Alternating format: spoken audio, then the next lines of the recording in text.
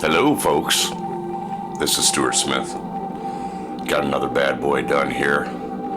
The animes we were watching was Maid Sama, and we started Vampire Night. So,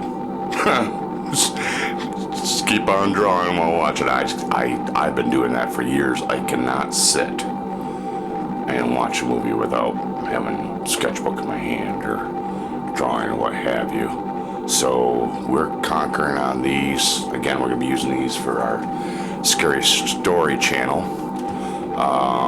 So there's a use to them rather than just me drawing. A word of caution when using the colored pencils. It is much softer than your normal graphite pencils on white paper. So they lose their point real quick. I have multiple pencils sitting there all sharpened up, ready to go to keep the process going without having to stop all the time to sharpen pencils. So hence, buying 24 of them and you got 5 or 6 there all ready to rock. Saves time and energy. And they also like to break off in the pencil sharpener. So when you're sharpening them, do it very carefully. I went through a pencil in a heartbeat because the lead kept on breaking off down on the inside. It's real frustrating, especially with how much money you spend for them. So the guy in the center, kind of going on a birth thing, like he's in an egg sack with all these little nasties around him. We drew him first, and you'll see that in the transitions, and then put the egg over the top of him. It really works nice, but you have to be real careful without making the white too scratchy. You work it little by little, adding layer upon layer, and like I said in the last video, you're going to be burnishing, almost like doing gold leaf, one layer on top of another, to really get that staunch look. As you notice, we have a very staunch egg in that front area, and the areas around it are a little less defined. Not much defined, but lighter. They definitely are meant to be in the background, and he's to be in the foreground. So that's just one layer after another. So one thing for this, guys, is patience. Just work it little by little until you get the effect you want. Don't go and just pound it out. I'm using Bristol board. This very, very thick paper. Cost me like $30 for 12 sheets of it. But that gives me the opportunity to really pound it into the grain without scoring the paper. And that poses issues when you're trying to do some details or trying to go over the top of it. You start showing where you've scored the paper. So any lesser type paper, I think this is 140 pound, will show score lines. So you start light and you work your way up. And in order to get the nice highlight areas and the cobwebbing and stuff, you work with a sharp pencil and you just layer upon layer upon layer without hitting it straight forward and high. I'm going to staunch white. Areas like here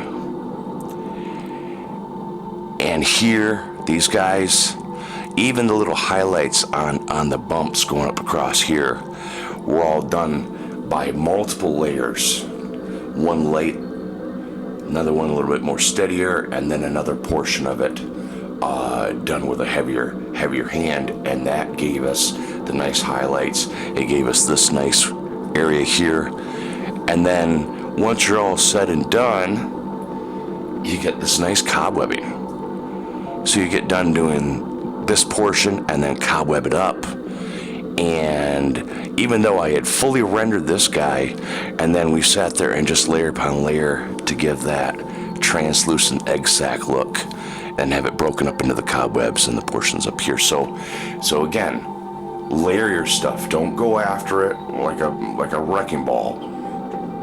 Layer little by little and you're going to have a fantastic product. So enjoy the transitions, and we will see you on the next Fantasy Drawing Fun video. Thanks for watching. And of course, again, please subscribe. A lot more to come. Thanks. Thank